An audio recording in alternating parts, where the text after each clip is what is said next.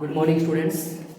तो बेटा last video में हम डिस्कस किए थे कि यदि दो वेक्टर हो हमारे पास तो हम उनको किस प्रकार से ऐड करते हैं, वो हमने सीखा था triangle law of vector addition और parallelogram law of vector addition की हेल्प से हमने ये सारा चीज सीखा था। ठीक है, अब हम सीखते हैं कि यदि दो से ज्यादा वेक्टर हो तो फिर हम उसको किस प्रकार से ऐड कर सकते हैं। ठीक है, तो इसके दो से अधिक वेक्टर्स को ऐड करने के लिए बेटा अपने पास जो रूल है उसको हम बोलते हैं polygon law of factor addition, that is called polygon law of vector addition।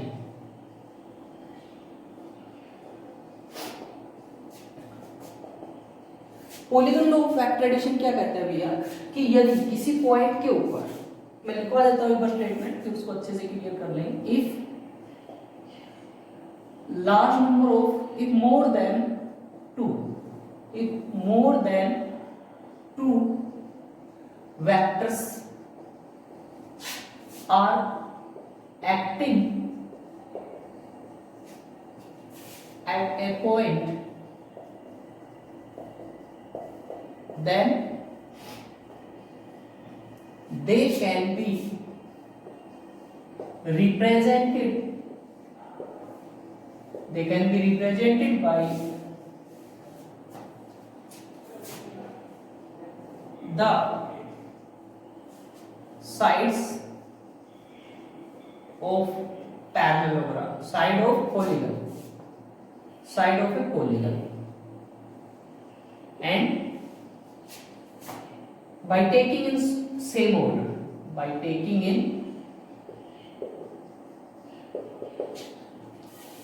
order, and their resultant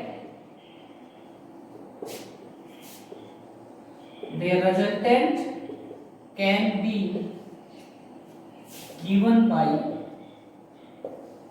the closing side of polygon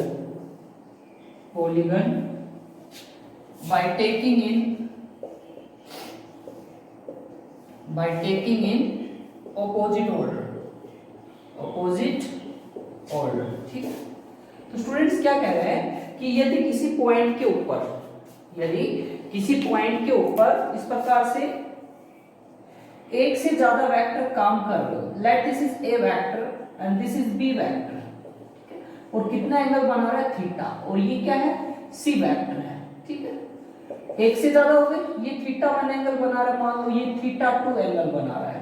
ठीक है, तो तीन वेक्टर हो गए ए बी सी, तीनों किसी पॉइंट के ऊपर एक्ट कर रहे हैं। तो डियर स्टूडेंट्स एक बात बता देता हूं, अभी मैंने यहाँ पे क्या लिखा है कि तीन वेक्टर्स किसी पॉइंट के ऊपर एक्ट कर रहे हैं। तो आप लोग कहोगे सर ये तो एक पॉइंट नहीं है, एक यहाँ है, ये दो यहाँ एक्ट कर रहे हैं, यहाँ कर रहे हैं। तो बेटा मैंने लास्ट वीडियो में भी आपको बताया था वेक्टर की प्रॉपर्टी होती है हम उसको आगे पीछे पैरेलली शिफ्ट कर सकते हैं, आगे पीछे या पैरेलली इस प्रकार से शिफ्ट कर सकते हैं। तो इस वेक्टर को हम इधर लेके आएंगे तो ये अपने एक पॉइंट पर ही हो जाएगा। ठीक है, तो इस प्रकार से तीन वेक्टर एक्ट कर रहे हैं, तो हम उनको एक पॉलीगन की साइड के रूप में ले सकते हैं, टेकिंग इन सेम ऑर्डर का मतलब मैं पहले भी बता चुका हूं कि हेड है वो दूसरे के टेल के साथ कोइंसाइड करना चाहिए। तो ये ए वेक्टर हो गया और ये हो गया बी वेक्टर, और सी वेक्टर पॉलीगन की ये हो गया सी वेक्टर, और ये जो रिजल्टेंट हो जाएगा आर। ठीक है, रिजल्टेंट क्या हो जाएगा आर हो जाएगा। दिस एंगल दोनों के बीच में जो एंगल है बेटा ये हो जाएगा थीटा 1, ए और बी के बीच में एंगल कितना है थीटा, और बी और सी के बीच में कितना है थीटा 2, तो ये कितना हो जाएगा बी और सी के बीच में, this angle is theta 2।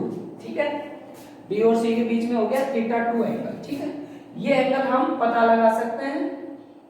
Okay, now तो ये अपना polygon law of factor addition था। अब आर का वैल्यू अगर निकालने के लिए कहा जाए ज्योमेट्रिकल मेथड से हम कैसे निकालते हैं, आर का जो वैल्यू होगा वो किसके बराबर होगा, देखो जरा हेयर, यहां पे लिख देता हूं थोड़ा सा, hair resultant is given as, resultant कैसे होगा बेटा, कितना होगा, जैसे ये ए है हमारे पास, ये बी है, तो ए और बी का जो रिजल्टेंट होगा वो कितना होगा, हम इसकी ट्रायंगल लॉ से बताएंगे, ए प्लस बी हो जाएगा। कितना हो जाएगा, जैसे यहां से बता देंगे ये कितना हो जाएगा। देखो आप सी को भूल जाओ कुछ समय के लिए, सी को कुछ समय के लिए भूल जाओ, मान के चलो क्या है, ए और बी है, तो ये क्या हो गया, इनका रिजल्टेंट हो गया। तो आर किसके बराबर होगा, ए प्लस बी के बराबर होगा। आर किसके बराबर होगा, ए प्लस बी के। मैं थोड़ा सा समझा देता हूं इधर आपको। ये हो गया ए, ये हो गया बी, और ये क्या आ जाएगा, आर किसके बराबर, ए प्लस बी के बराबर आ जाएगा। ठीक है, अब रिजल्टेंट अगर हम किसी का निकाल लेते हैं तो इसका मतलब ये हो जाता है कि इन जिन दो वेक्टर्स का हमने रिजल्टेंट निकालना है उसका अब काम ये अकेला रिजल्टेंट करेगा। कौन करेगा, ये रिजल्टेंट करेगा। तो इसको साफ कर देते हैं। अब ये सी वेक्टर कहां एक्ट कर रहा है, सी वेक्टर इस तरफ है, देखो जरा, तो सी वेक्टर इस तरफ हो जाएगा। ठीक है, तो आर ये सी हो गया। अब देखो ये दो वेक्टर हो गए, एक ये हो गया और एक ये हो गया। अब इन दोनों का रिजल्टेंट निकालना है तो हम इस प्रकार से निकालते हैं। आर इज इक्वल टू क्या होगा, फिर से R dash is equal to, या कितना हो जाएगा, ए प्लस बी तो पहले से है रिजल्टेंट, और प्लस सी हो जाएगा। तो इस प्रकार से जो नेट रिजल्टेंट आएगा वो कितना आएगा, R is equal to A plus B plus C आ जाएगा। ठीक है, अगर मोर देन 3 होते तो क्या हो जाता, A plus B plus C plus D हो जाता। ई तक होते तो A plus B plus C plus D plus E तक हो जाता।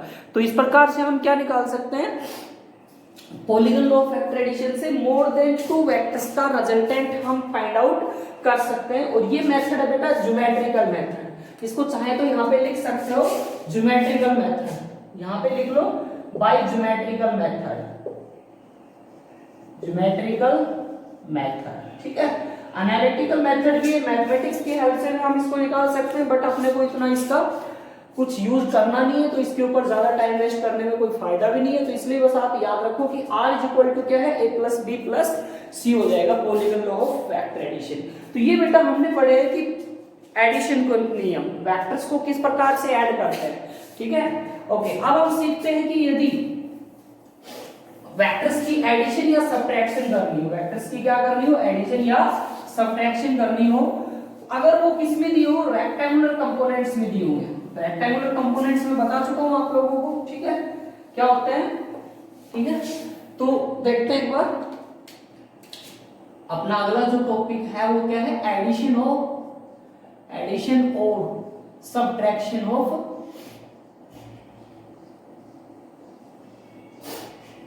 Vectors in rectangular components, rectangular components। ठीक है, लुक, ये जो है हमारे पास, मान लेते हैं भैया कि दिया हुआ है कि ए वेक्टर है और बी वेक्टर है। कितने वेक्टर है, 2 वेक्टर दिए हुए हैं, ए वेक्टर एंड बी वेक्टर, और कहा गया है कि भाई आप है ना a plus B find out करो। a का वैल्यू दिया हुआ है a1 x plus a1 i plus a2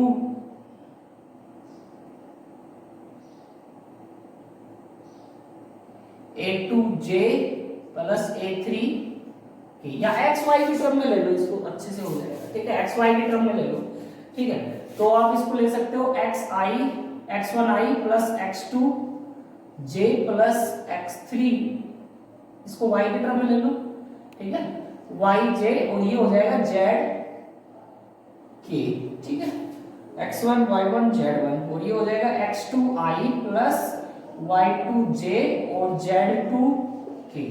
अब स्टूडेंट्स मैं बता देता हूं, आप लोग कहोगे सर इसमें i, j और k क्या है, i, j और k क्या है।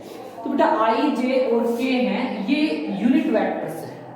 i, j और k क्या है, यूनिट वेक्टर्स हैं, मतलब इनका मैग्नीट्यूड 1 है। इनका मैग्नीट्यूड क्या है, 1 है। तो अब आप लोग कहोगे सर अगर इनका मैग्नीट्यूड 1 है तो हमें क्या फायदा हुआ यहाँ पे i, j और k लिखने का। तो बेटा मैं बता देता हूं कि i, j और k यूनिट वेक्टर्स हैं, और अगर इनको किसी स्केलर से मल्टीप्लाई करवाया जाता है तो वो वेक्टर बना देते हैं। उसको क्या बना देते हैं, वेक्टर बना देते हैं और उस वेक्टर की जो डायरेक्शन होगी, मतलब जो नया वेक्टर आएगा मल्टीप्लाई करने के बाद, उस नए वेक्टर की जो डायरेक्शन होगी वो वही होगी जो आई की डायरेक्शन है। जो किसकी डायरेक्शन है? आई की डायरेक्शन। ठीक है, अब जैसे पहले x1 था, पहले क्या था, ये सिंपली x1 था। ठीक है, तो अब ये सिंपल स्केलर था, x1 का वैल्यू कुछ भी हो सकता है, 2 4 6 8 10 5 4 3 2, कुछ भी हो सकता है, व्हाटएवर। ठीक है, अपने को इससे कोई ज्यादा वो लेना देना नहीं है, कुछ भी हो सकता है x1 का वैल्यू। ठीक है, तो अगर हम इस x1 को अब i से मल्टीप्लाई कर देते हैं तो ये क्या हो जाएगा, 2i हो जाएगा। क्या हो जाएगा? 2i। i is a unit vector. ठीक है, इसका मतलब ये हो गया जो पहले 2 था ये एक स्केलर था, अब ये क्या बन गया, वेक्टर बन गया। क्या बन गया? वेक्टर। और इसकी डायरेक्शन क्या है? वही है इसकी डायरेक्शन जो i की डायरेक्शन है। जो किसकी डायरेक्शन है? i की डायरेक्शन। अब आप सवाल ये होता है कि सर i की डायरेक्शन क्या है, तो i की डायरेक्शन में बता देता हूं स्टूडेंट्स, i रिप्रेजेंट करता है x एक्सिस को, x एक्सिस को रिप्रेजेंट करता है, और y रिप्रेजेंट करता जो j है वो y एक्सिस को रिप्रेजेंट करता है, और जो k है वो z एक्सिस को रिप्रेजेंट कर देता है।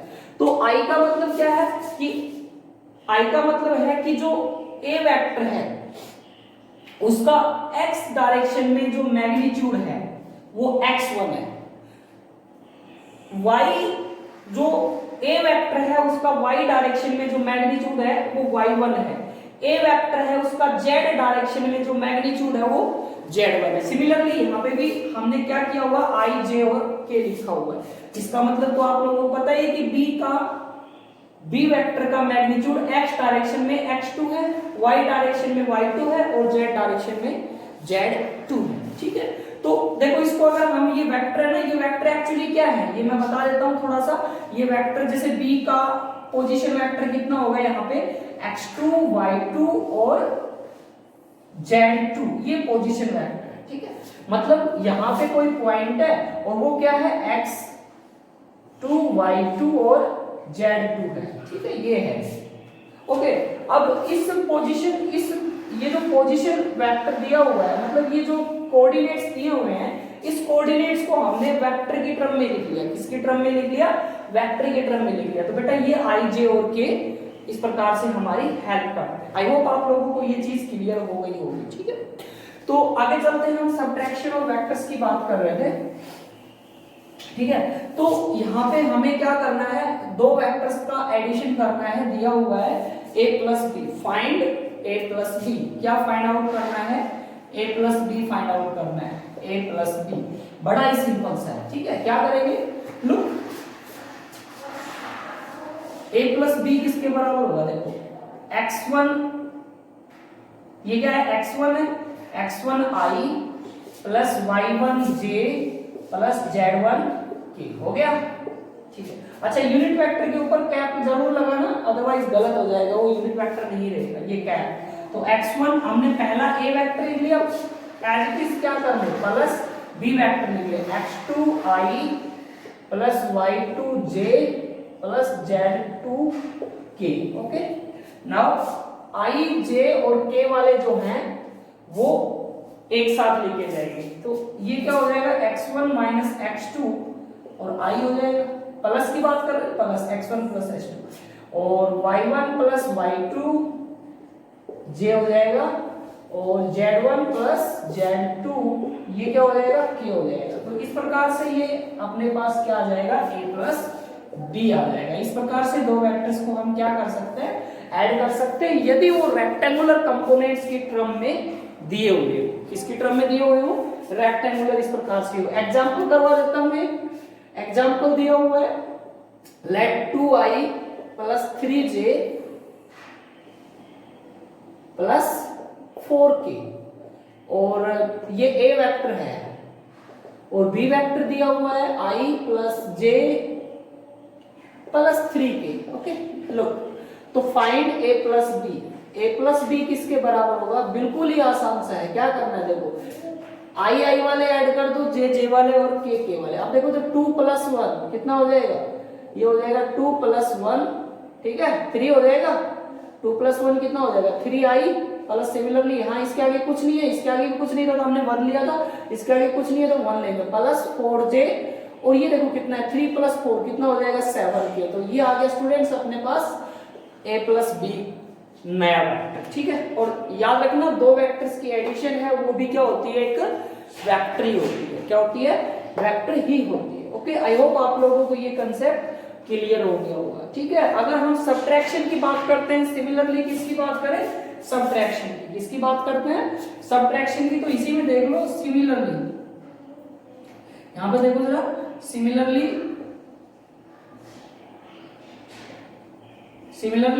a माइनस b निकालने के लिए कहा जाए तो क्या करेंगे, यहाँ पे क्या करेंगे x1 minus x2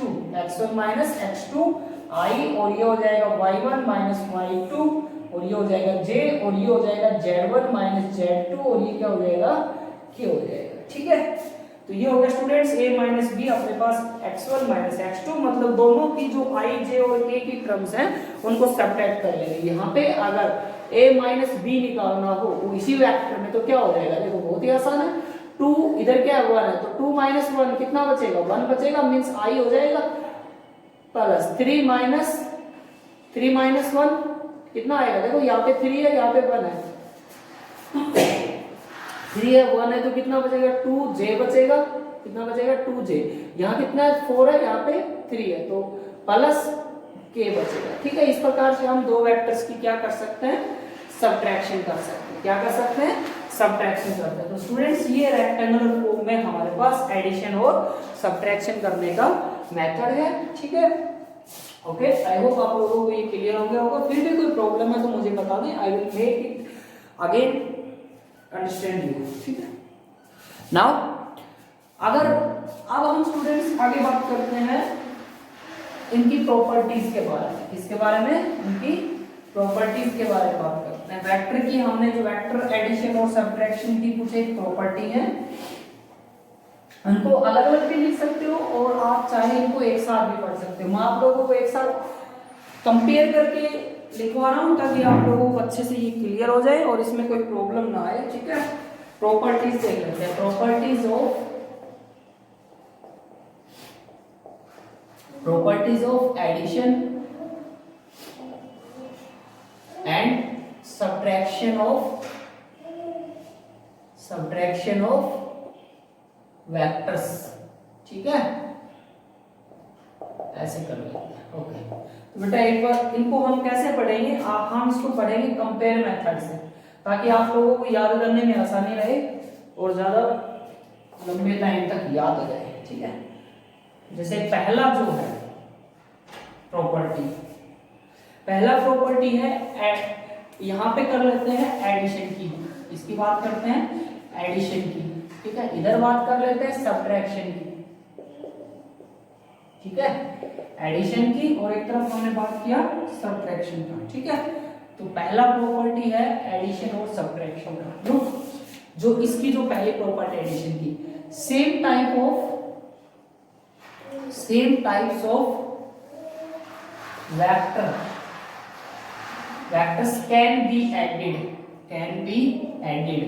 means velocity में वेलोसिटी ऐड कर सकते हैं, एक्सेलरेशन में एक्सेलरेशन ऐड कर सकते हैं, फोर्स में फोर्स ऐड कर सकते हैं। मींस अगर आपको कहा जाए कि एक्सेलरेशन में फोर्स को ऐड करो तो स्टूडेंट्स हम उसको ऐड नहीं कर सकते, बिकॉज वेक्टर की प्रॉपर्टी क्या कहती है कि वेक्टर के अंदर सेम टाइप का वेक्टर ही ऐड हो सकता है, ठीक है। For example force can be added into force and velocity into velocity, ठीक है, velocity to velocity। तो स्टूडेंट्स सिमिलरली हम बात करते हैं सब्ट्रैक्शन की, तो सब्ट्रैक्शन में क्या होगा कि सेम टाइप ऑफ, इसमें भी सेम प्रॉपर्टी है, same type of vectors can be subtracted, same type of vectors subtract कर सकते हैं। एग्जांपल है वही है, वेलोसिटी में से वेलोसिटी सब्ट्रैक्ट कर सकते हैं, velocity can be subtracted from velocity, velocity में से वेलोसिटी सब्ट्रैक्ट हो सकती है, ठीक है। ओके, अगली प्रॉपर्टी की बात करते हैं एडिशन में। तो इट ओबेज, ये क्या करती है, कॉम्यूटेटिव लॉ, कॉम्यूटेटिव लॉ, ये कॉम्यूटेटिव लॉ को ओबे करता है। कॉम्यूटेटिव लॉ क्या होता है कि यदि दो वेक्टर्स हैं a प्लस बी प्लस सी, ठीक है, तीन वेक्टर है, तो दो वेक्टर्स में क्या होता है हमारे पास a b प्लस सी होगा, क्या होगा, b प्लस सी होगा हमारे पास, वो एक मिनट स्टूडेंट्स, ये जो होता है हमारे पास क्या होता है कि a प्लस बी होता है कॉम्यूटेटिव, वो b प्लस a के बराबर होता है। मीन्स इसको बोलते हैं हम कॉम्यूटेटिव, क्या बोलते हैं, कॉम्यूटेटिव। कॉम्यूटेटिव का मतलब क्या है कि यदि a प्लस बी है वो b प्लस a के बराबर हो तो हम क्या कहेंगे, इट ओबेज कॉम्यूटेटिव, ठीक है। बट हम इसकी अगर बात करते हैं, इट डज नॉट ओबे, जो सब्ट्रैक्शन है वो कॉम्यूटेटिव लॉ को ओबे नहीं करता, does not obey commutative law.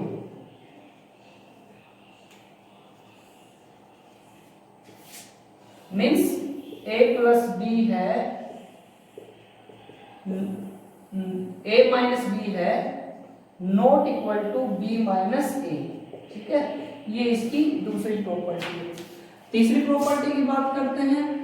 तीसरी प्रॉपर्टी क्या है, it obeys associative law, associative law. Associative law क्या होता है, a प्लस बी प्लस सी, मतलब कि तीन वेक्टर्स हैं a प्लस बी, ठीक है, और प्लस सी, b प्लस सी को ऐड किया a में, तो वो किसके बराबर आएगा, a प्लस बी, मतलब वो ऐड करके फिर वो c में ऐड कर देंगे, ठीक है। तो ये देखो स्टूडेंट्स, इसमें डिफरेंस क्या है कि a प्लस, हमने क्या किया, b प्लस सी को पहले ऐड किया और फिर उसमें क्या कर दिया, ऐड कर दिया, तो जो रिजल्ट आएगा वो किसके बराबर होगा, दूसरे यदि a प्लस बी को ऐड करें और ठीक है उसमें फिर c को ऐड कर दें, तो ये दोनों रिजल्ट सेम आएंगे। तो ये जो एडिशन जो है वो एसोसिएटिव लॉ को ओबे करता है। बट अगर हम बात करते हैं सब्ट्रैक्शन की, ठीक है, सब्ट्रैक्शन में इट डज नॉट ओबे, डज नॉट ओबे associative law, associative law, associative law को ओबे नहीं करता। Means a minus B,